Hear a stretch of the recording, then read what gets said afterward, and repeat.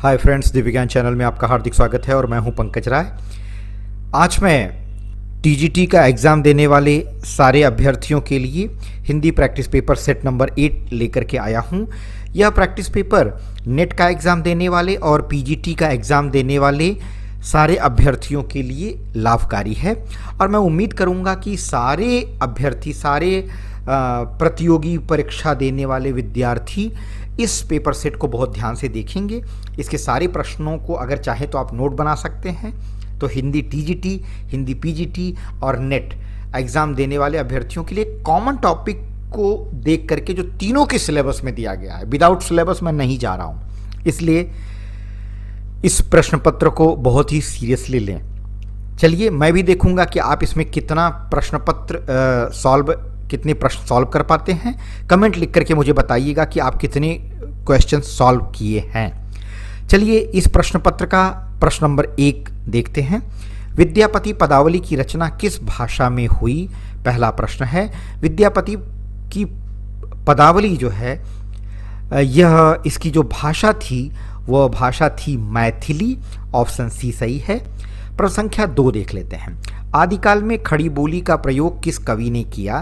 तो आदिकाल में खड़ी बोली का प्रयोग सबसे पहले खुसरो जी ने किया था। प्रश्न संख्या 2 का ऑप्शन ए सही है। तीसरा प्रश्न, इनमें से जैन धर्म का संबंध किस कवि से नहीं है? तो इसमें से जो जैन धर्म है उसका संबंध विद्यापति जी से नहीं है। ऑप्शन डी सही है। चौथा प्रश्न देख लेते हैं।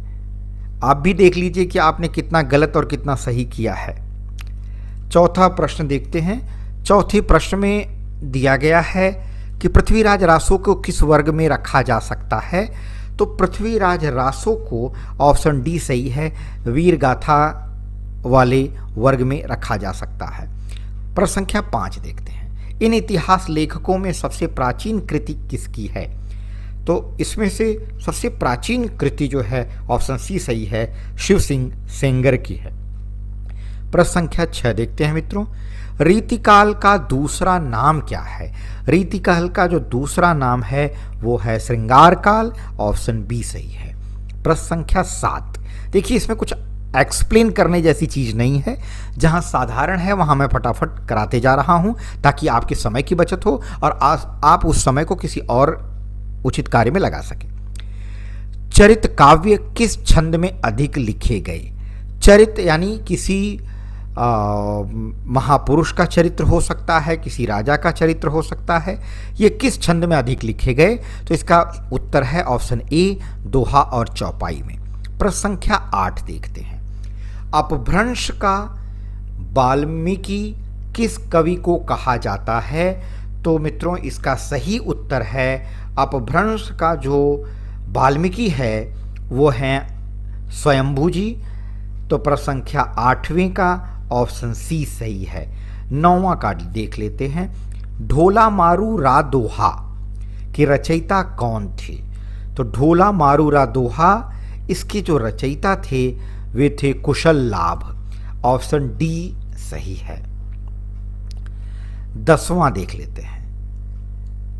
इनमें से विसलदेव रासो के रचयिता कौन हैं? तो देखिए, विसलदेव के जो रचयिता थे ये आपको याद करना पड़ेगा, वो नरपति नाल जी थे। ऑप्शन सी सही है 10वें का। 11वां देख लेते हैं। अवधूत मत किसका पर्यायवाची शब्द है? अवधूत मत 11वें प्रश्न का कौन सा ऑप्शन सही होगा? तो 11वें का ऑप्शन बी सही है, नाथ संप्रदाय। तो अवधूत मत नाथ संप्रदाय का पर्यायवाची शब्द है। 12वां प्रश्न देखते हैं। ओम जय जगदीश हरे ये बहुत ही प्रसिद्ध आरती है। बहुत सारे हिंदू भाइयों के घरों में पूजा पाठ के समय लोग इस गाते हैं।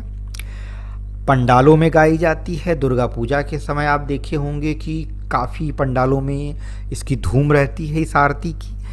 ज़्यादातर हिंदू भाइयों के, बच्चों के, औरतों के, बूढ़ों के एकदम समझ लीजिए जवान पे रहती है ये आरती।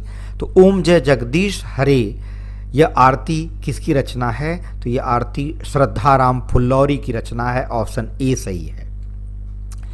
प्रश्न संख्या 13वां देख लेते हैं। इनमें से किस संस्था का गठन बाबू श्याम सुंदर दास ने किया? तो प्रश्न संख्या 13वां का सी ऑप्शन सही है। नागरी प्रचारणी सभा का गठन बाबू श्याम सुंदर दास ने किया था। 14वां प्रश्न, विद्यापति पदावली में किस रस की प्रधानता है? तो देखिए, विद्यापति की पदावली में श्रृंगार रस की प्रधानता है। 15वां प्रश्न, 14वें का ऑप्शन बी सही था। 15वां देख लीजिए, आचार्य हजारी प्रसाद द्विवेदी रासो शब्द की व्युत्पत्ति किस शब्द से मानते हैं? आचार्य हजारी प्रसाद द्विवेदी जी रासो शब्द की व्युत्पत्ति रासक शब्द से मानते हैं। 15वें का ऑप्शन बी सही है। 16वां देख लेते हैं मित्रों, लिखा गया है आचार्य शुक्ल ने भक्ति काल की समय सीमा क्या मानी है? आप भी एक बार विचार कर लीजिए। आचार्य शुक्ल ने भक्ति काल की समय सीमा संवत 1375 से 1700 विक्रमी संवत मानी है। ऑप्शन बी सही है। आप जानते हैं कि आचार्य रामचंद्र शुक्ल जी ने एक बहुत ही प्रसिद्ध पुस्तक लिखी थी जिसका नाम था हिंदी साहित्य का इतिहास। 17वां प्रश्न, डॉक्टर नगेंद्र ने भक्ति काल की समय सीमा क्या मानी है? देखिए मित्रों, अलग अलग लेखक, अलग अलग रचनाकार, अलग अलग विद्वान अपने हिसाब से अपने अध्ययन और अपनी विवेक के अनुसार, अपने ज्ञान के अनुसार उन्होंने अलग अलग जो काल थे उसका अलग अलग नाम रखा, अलग अलग उसकी समय सीमा बताई। तो ये सब भी आपको याद करना ज़रूरी है अगर आप एग्ज़ाम देने जा रहे हैं तो। डॉक्टर नगेंद्र ने भक्ति काल की समय सीमा क्या मानी है? तो डॉक्टर नगेंद्र ने भक्ति काल की जो समय सीमा थी वो 1350 ईस्वी से लेकर के 1650 ईस्वी मानी है। आइए प्रश्न संख्या 18 देखते हैं। आचार्य शुक्ल ने भक्ति आंदोलन के उदय का कौन सा प्रमुख कारण इनमें से माना है? प्रश्न संख्या 18वां। प्रश्न संख्या 18वें का ऑप्शन जो है वो बी सही है। हिंदुओं की पराजित मनोवृत्ति इसका प्रमुख कारण है, ऐसा आचार्य रामचंद्र शुक्ल जी कहते हैं। 19वां प्रश्न, आलवार भक्तों का मूल स्थान कहाँ था? आलवार भक्तों का मूल स्थान दक्षिण भारत था। ऑप्शन सी सही है। 20वां प्रश्न आपके सामने, आलवार भक्तों की संख्या कितनी मानी गई है? तो आलवार भक्तों की संख्या 12 मानी गई है। 21वां प्रश्न, आलवार भक्त मूलतः किसको कहा जाता है? तो जान लीजिए, ये तीनों प्रश्न कंटिन्यूसली जो आए अभी आपके सामने, 19वां, 20वां और 21वां, ये तीनों बड़ी महत्वपूर्ण हैं, इनको याद कर लीजिएगा। इसमें आलवार भक्त मूलतः किसको कहा जाता है? तो आलवार भक्त मूलतः वैष्णवों को कहा जाता है। ऑप्शन ए जो है वो सही है। 22वें का देखते हैं कौन सा ऑप्शन सही है। आप भी, मैं समझता हूं कि अपने मन से इसको सॉल्व कर रहे होंगे और अंदाज़ा लगाते होंगे कि आपका बुद्धि विवेक कितना हद तक काम कर रहा है और आपकी पढ़ाई या आपके ज्ञान का स्तर, उसको भी आप इसमें माप लीजिए कि आप कितने हद तक सही कर सकते हैं इस 30 प्रश्नों के अभ्यास प्रश्न पत्र को। 22वां प्रश्न आपके सामने, भक्ति भावना का मूल स्रोत भारत के किस भाग में माना गया है? तो भक्ति भावना का मूल स्रोत भारत के किस भाग में माना गया या किस भाग को माना गया है, दोनों प्रश्न आप लिख सकते हैं। तो इसका ऑप्शन बी सही है, दक्षिण भारत। 23वां प्रश्न, अद्वैत वेदांत का प्रचार किसने किया? 23वां प्रश्न का ऑप्शन ए सही है और जिसमें लिखा गया शंकराचार्य। तो अद्वैत वेदांत का प्रचार शंकराचार्य जी ने किया है। 24वां प्रश्न, इनमें से कौन आलवार भक्त नहीं है? आलवार भक्त नहीं है तो देख लीजिए, 24वें का ऑप्शन सी सही है, सरहपा।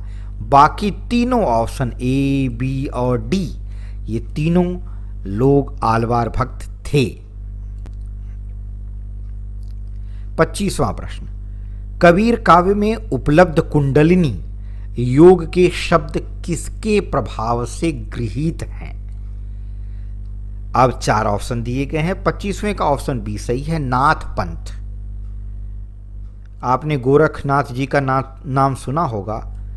गोरखपुर उत्तर प्रदेश का एक ज़िला है जिसमें उनका बहुत बड़ा मंदिर है, और आजकल उस मंदिर के जो महंत हैं हमारे योगी आदित्यनाथ जी, जो हमारे सीएम हैं योगी जी, वे उस मंदिर के, जो गोरखनाथ मंदिर है गोरखपुर में, उसके महंत हैं। और गोरखनाथ जी नाथ पंथ के एक तरह से कह सकते हैं कि संस्थापक थे। तो कबीर काव्य में जो उपलब्ध कुंडलिनी योग के शब्द किसके प्रभाव से गृहीत हैं? तो सही उत्तर होगा नाथ पंथ के। 26वां प्रश्न, इनमें से कौन संत कवि नहीं है? संत कवि नहीं है ऐसा प्रश्न है, तो ध्यान दीजिए 26वें का ऑप्शन डी सही है, ईश्वर दास, ये संत कवि नहीं है। 27वां प्रश्न, तो बाकी जो 3 ऑप्शन थे 26वें के, ए, बी और सी, ये तीनों संत कवि हैं। अब अगर संत कवि पूछता है तो याद रखिए कबीरदास, गुरु नानक, सुंदरदास, ये तीनों संत कवि थे। प्रश्न संख्या 27वां देख लेते हैं। कबीर के गुरु का नाम क्या था? तो आप जानते होंगे, जिन्होंने हिंदी बचपन से पढ़ी होगी, अच्छा अध्ययन किया होगा या सामान्य अध्ययन भी होगा तो भी वो जानते हैं कि कबीर की जीवनी पढ़ते समय आपको मिला होगा।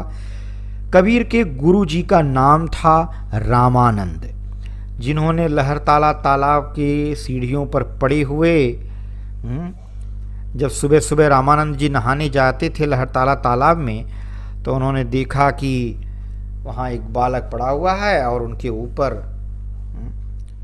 रामानंद जी का पैर पड़ गया, और कबीर जी उन्हीं सीढ़ियों पर सोए हुए थे। तभी से रामानंद जी ने कबीर जी को अपना शिष्य स्वीकार कर लिया। 28वां प्रश्न, कबीर का जन्म कब माना जाता है? तो 28वें प्रश्न का सही उत्तर है ऑप्शन डी, 1398 ईस्वी। 29वां प्रश्न, द्वैतवाद के प्रवर्तक आचार्य कौन थे? द्वैतवाद के प्रवर्तक आचार्य जो थे 29वां का ऑप्शन बी सही है, मध्वाचार्य। मध्वाचार्य जी द्वैतवाद के प्रवर्तक कवि माने जाते हैं। 30वां और अंतिम प्रश्न, इनमें से कौन सी प्रवृत्ति संत काव्य की नहीं है? तो ऑप्शन डी सही है, वर्ण व्यवस्था का समर्थन, ये संत काव्य की प्रवृत्ति नहीं है। मित्रों, मैं समझता हूँ आज का ये प्रश्न पत्र आपको काफ़ी पसंद आया होगा। मैंने अपने YouTube चैनल पर यह सुझाव मांगा था कि आपको किस प्रश्न पत्र की ज़रूरत ज़्यादा है, किस चीज़ के लिए मैं लेसन्स आया वीडियो बना करके आपके सामने लाऊं।